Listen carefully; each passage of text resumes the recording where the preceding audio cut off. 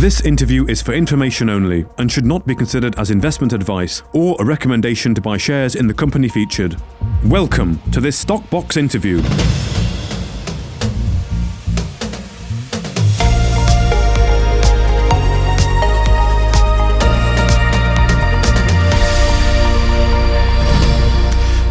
Joining us today is Patrick Cullen, the CEO of Katoro, following news of an equity financing and acquisition. Patrick, thank you for your time. How are you doing? I'm doing very well, thank you, Mark. Very pleased to be here.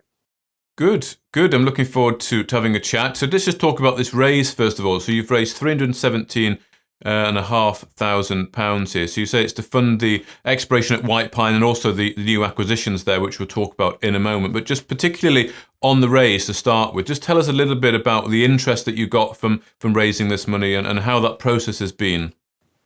Okay, yeah, I mean, I want to really point out that we've had support from some of the existing shareholders, which is very encouraging, and that's the result of me having discussions directly with those people, and we've noted, we've got the right kind of support, and we're very pleased with that.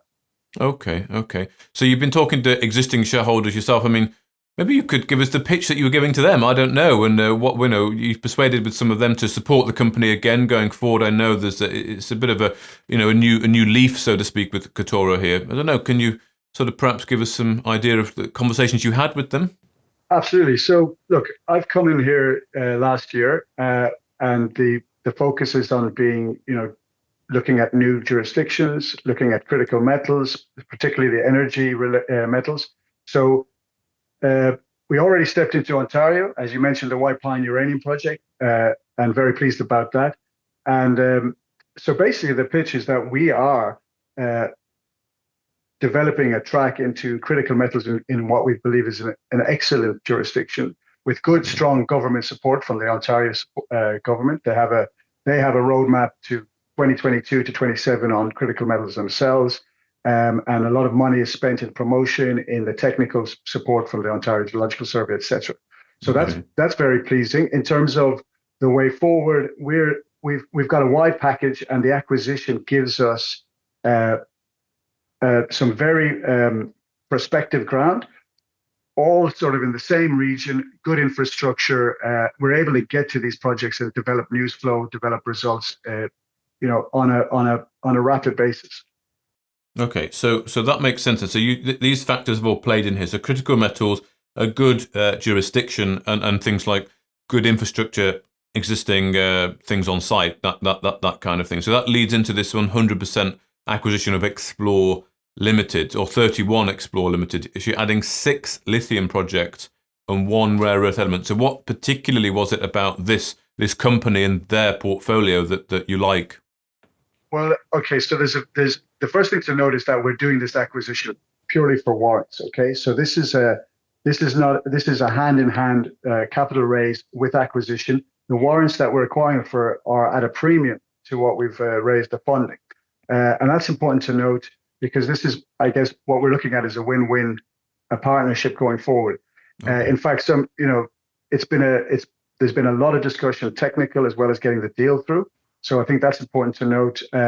We're going to have ongoing support with the vendors. So the vendors don't spend this and then walk away. They're obviously in this as well for the vested interest. In terms of next steps with them, it's basically we get to the GM, which is announced, and then from that point forward, we're moving. But in the interim, lots of work going on in the background in terms of technical assessment. Why I like the projects is that there is a very, very strong technical basis. There's been solid work done. Now, I'm familiar with this kind of work in the uranium acquisition at White Pine, but essentially a very data-rich environment in Ontario, and very strong fundamentals in terms of prospectivity, the geology. Okay. On top, yeah. And why particularly lithium and rare earths? At the moment, I'm pretty aware that the lithium price and certainly the rare earth price, they're not really flavour of the month. I mean, gold at the moment is what everyone's talking about. Do you see opportunity here long term? We absolutely see opportunity here. I mean, we see the fundamentals in both the uranium space, as we've expressed in the past, as well as in the critical minerals. look, critical minerals are in the press all of the time now with the discussions that are happening in the US, between US and Canada. And I think that has just been underlined that these are essential going forward in all these modern industries, as well as the EVs, as well as everything else. What also underlies the fundamentals here is, if you look at the sector, there's some big deals that have been happening, smaller deals as well, but big deals. Rio Tinto mining lithium for the first time with the acquisition of Arcadium. That's in Quebec in the James Bay area in the province next door. Volkswagen, for example, taking a 9.9% interest direct in an exploration company, Patriot Battery Metals.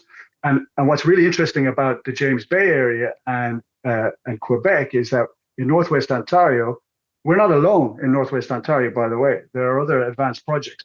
But in Northwest Ontario, the geology is similar. It's just that it's underexplored and historically underexplored for things like lithium. Okay, interesting. Okay. And when you talk about the warrant deal here and then the partnership with 31 Explore, so does that mean that really all the money, instead of going to an acquisition, can go in the ground? And how do you work with the partner here? Well, okay, and that's a great question because, I mean, absolutely. People are seeing the headline number in terms of the cash raise and they're seeing the acquisition.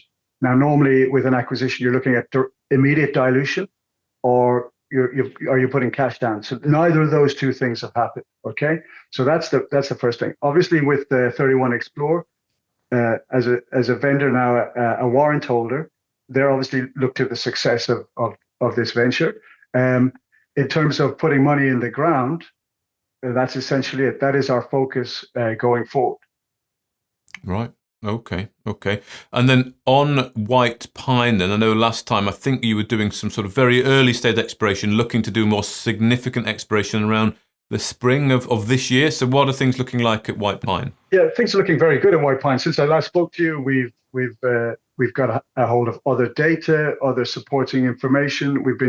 I've been doing a lot of work in the background, essentially. Okay. So I'm a geologist, just for your listeners. So I've worked in the uranium space. I've worked in mining for 25 years and exploration, 25 years. So I'm familiar with a lot of these technical aspects.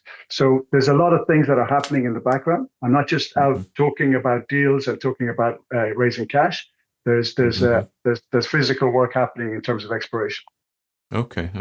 Well, just a final thought then, Patrick, with your vast experience in this space, etc., and of course it being a very cyclical nature, I also noticed that you're planning a bit of a share capital reorganisation, and I know the market cap of the company is under $1 million at the moment, about £800,000 there. So I don't know if you can give shareholders existing, but also potentially new shareholders, really the value proposition that you see here, considering you've been through probably a number of cycles in this crazy mining sector.